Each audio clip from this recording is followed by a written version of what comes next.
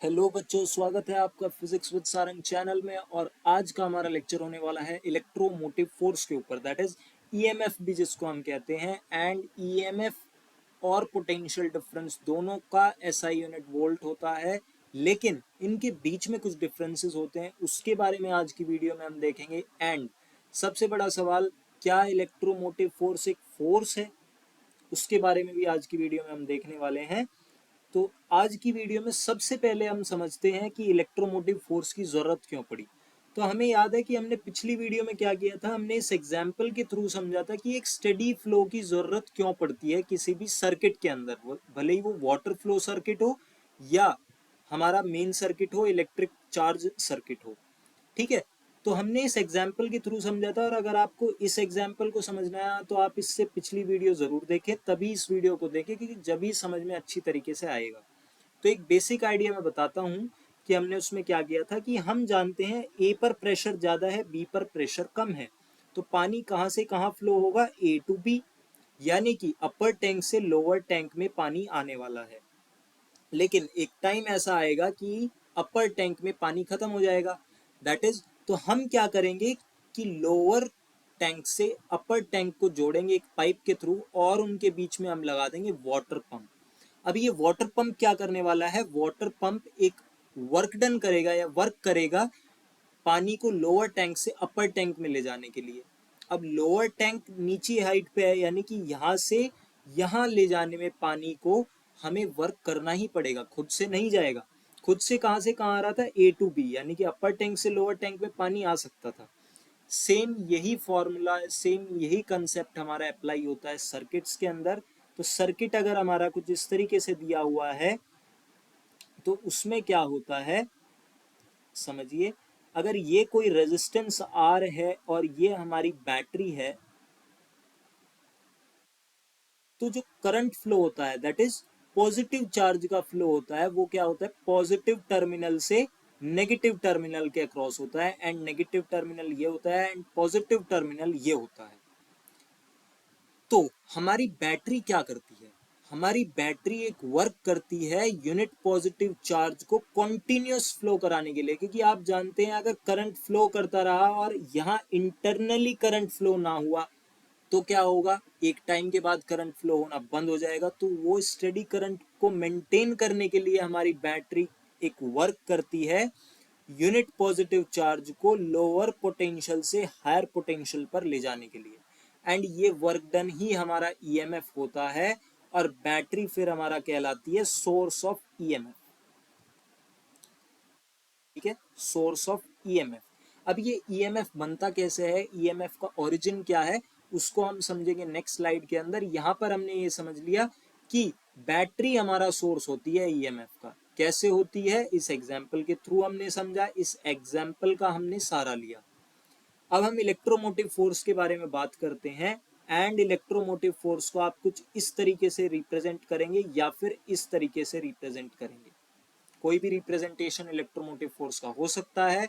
ये हम एप्सिलॉन के लिए कर रहे थे, तो इसको रहने देते हैं, कुछ इस तरीके से कर देते हैं, थोड़ा स्टाइलिश वे में। एंड इलेक्ट्रोमोटिव फोर्स को आप समझते हैं। सो इलेक्ट्रोमोटिव फोर्स के बारे में जब भी बात होगी, तब सबसे पहले बात होगी बैटरी के बारे में, क्योंकि बैटरी ही सोर्स है इलेक्ट्रोमोटिव फोर्स का। तो ये हमारा बैटरी का विजुअल रिप्रेजेंटेशन है। एंड बैटरी के दो टर्मिनल्स हमने लिए हैं, जिनको हमने नेम दिया है ए एंड बी। और due to certain chemical reaction in a battery, एक नॉन इलेक्ट्रोस्टैटिक ओरिजिन का force, that is Fn, develop होता है हमारे दोनों टर्मिनल्स के बीच में, जिससे एक्यूमुलेशन होता है पॉजिटिव चार्ज का on the terminal A and negative charge का ऑन द टर्मिनल बी। अब इस नॉन इलेक्ट्रोस्टैटिक फोर्स, ये नॉन इलेक्ट्रोस्टैटिक फोर्स मैंने बताया किसकी वजह से होता है, it is because of some chemical reaction in the battery. ठीक है, और जो एक्यूमुलेशन ऑफ चार्ज हो रहा है इस फोर्स के कारण, इस Fn फोर्स के कारण, उसकी वजह से क्या होता है, दोनों टर्मिनल्स के बीच में डेवलप होती है इलेक्ट्रिक फील्ड एंड डेवलप होता है एक electrostatic force. And electrostatic force को आप क्या नाम देंगे, Fe, और वो क्या होगा, Q टाइम्स E। ठीक है, जब हमारा स्टेडी स्टेट में हमारा सर्किट जाएगा या स्टेडी स्टेट में हमारी बैटरी जाएगी, चार्ज एक्यूमुलेट होना बंद हो जाएगा, और चार्ज एक्यूमुलेट होना जब बंद हो जाएगा तो एफ एन किसके बराबर हो जाएगा, एफ ई के बारे में। ठीक है, F N equal to F E होगा, वो केस हम बाद में देखेंगे। सबसे पहले हम नॉन इलेक्ट्रोस्टैटिक फोर्स के बारे में बात करते हैं यहाँ पर। And non electrostatic force he electromotive force का कारण होता है। यहाँ पर इलेक्ट्रोस्टैटिक फोर्स का कोई मतलब नहीं होता इलेक्ट्रोमोटिव फोर्स से। ईएमएफ किसकी वजह से होता है, नॉन इलेक्ट्रोस्टैटिक फोर्स के कारण। सो एफ एन के कारण हमारा इलेक्ट्रोमोटिव फोर्स होता है। और अगर हम वर्क डन निकालना चाहें इस एफ एन के द्वारा, और ये वर्क क्या हो रहा है, वर्क क्या हो रहा है, एक यूनिट पॉजिटिव चार्ज को ले जाया जा रहा है फ्रॉम बी टू ए। ठीक है, बी टू ए अगर हम डिस्टेंस ले लें डी, अगर हम एक डिस्टेंस ले लें D B to A terminal के बीच में, तो एफ एन को कितना वर्क करना पड़ रहा है यूनिट पॉजिटिव चार्ज को ले जाने में इधर से B to A. So work done निकल के आएगा एफ एन टाइम्स डी, क्योंकि वर्क डन क्या होता है, फोर्स इनटू डिस्प्लेसमेंट। और ईएमएफ को हमने क्या डिफाइन किया है, that it is the work done per unit charge. तो EMF is work done, work done कितना है, F N times D divided by charge. तो ये क्या है हमारा ईएमएफ। ठीक है, ये क्यू क्या है, यूनिट पॉजिटिव चार्ज, जो कि हम बी टू ए लेके गए हैं। इसी केस में अगर हमारा ये केस आ जाए, यानी कि जब एक्यूमुलेशन बंद हो जाए चार्जेस का, तो क्या होता है, F N equal to F E होगा। और हम यहाँ पर क्या पुट करेंगे, एफ एन को क्या पुट करेंगे, F E. And F E क्या है, क्यू टाइम सी। चार्ज से चार्ज कैंसिल होगा, एंड ई टाइम्स डी क्या होता है, ये हम सब जानते हैं, that electric field multiply by the distance is potential difference. तो electric field multiply by distance potential होता है। तो हम ये बात तो समझ गए हैं that for a open circuit electromotive force of a source is equal to the maximum potential difference between its terminal। ठीक है, यानी कि सोर्स का ईएमएफ किसके इक्वल हो जाता है, maximum potential difference between the terminals के भी इक्वल हो जाता है। कब, जब ओपन सर्किट हो, यानी कि सर्किट में कोई करंट हमारी बैटरी प्रोवाइड नहीं कर रही है, हमारा सोर्स प्रोवाइड नहीं कर रहा है, बैटरी कोई भी करंट प्रोवाइड नहीं कर रही है हमारे सर्किट के अंदर, यानी कि ओपन सर्किट है। ओपन सर्किट में ईएमएफ पोटेंशियल डिफरेंस के इक्वल हो जाती है। तो हमें एक बात तो समझ में आई कि इलेक्ट्रोमोटिव फोर्स फोर्स तो नहीं है, ये हमने सिर्फ नाम दिया है, it is the work done per unit charge. So electromotive force किसी भी सोर्स का आप इस तरीके से डिफाइन कर सकते हैं, that it is the work done by the source in taking a unit positive charge from lower to higher potential. ये बात आप याद रखेंगे कि देखिए आप क्या देख रहे हैं, नेगेटिव टू पॉजिटिव हमारी बैटरी लेके जाती है, नेगेटिव टू पॉजिटिव ले जाने के लिए बैटरी वर्क डन करती है, that is lower potential to higher potential. ऐसे ही यहाँ पर हमारा वाटर पंप काम कर रहा था, वो क्या कर रहा था, लोअर प्रेशर से हायर प्रेशर पर पानी को लेके जा रहा था। इसी तरीके से बैटरी जो ईएमएफ क्रिएट करती है या जो वर्क डन करती है, वो क्या करती है, यूनिट पॉजिटिव चार्ज को लोअर पोटेंशियल से हायर पोटेंशियल पर ले जाने के लिए करती है।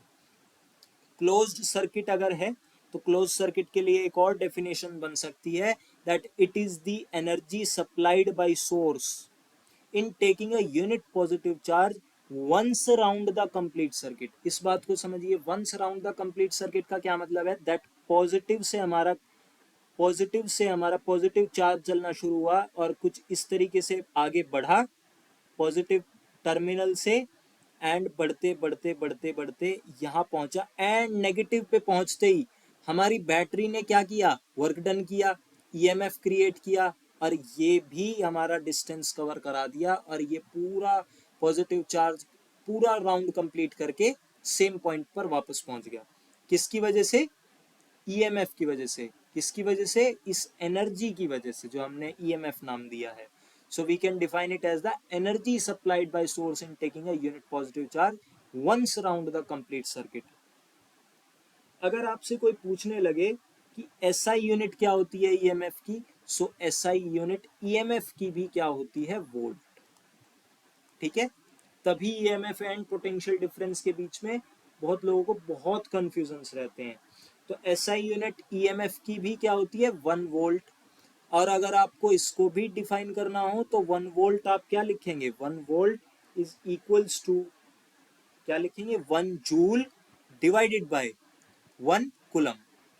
मैंने क्या बताया था कि अगर आपको किसी भी एसआई यूनिट को डिफाइन करना है तो आप दोनों साइड्स, जो फॉर्मूला है उसमें दोनों साइड सभी फिजिकल यूनिट्स की एसआई यूनिट आप लिखेंगे, सभी फिजिकल क्वांटिटीज की एसआई यूनिट आप लिखेंगे। सो इधर हमारा ईएमएफ था जिसकी एसआई यूनिट 1 वोल्ट है, एंड इधर क्या था, वर्क डन की 1 जूल एंड चार्ज की 1 coulomb. So 1 volt is equals to 1 joule per coulomb.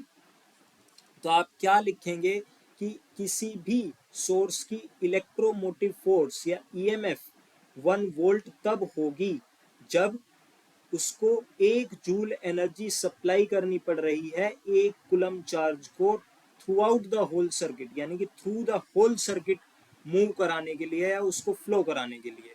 So if an electrochemical cell supplies an energy of 1 joule for the flow of 1 coulomb of charge through the whole circuit, including the cell, then its EMF is said to be 1 volt.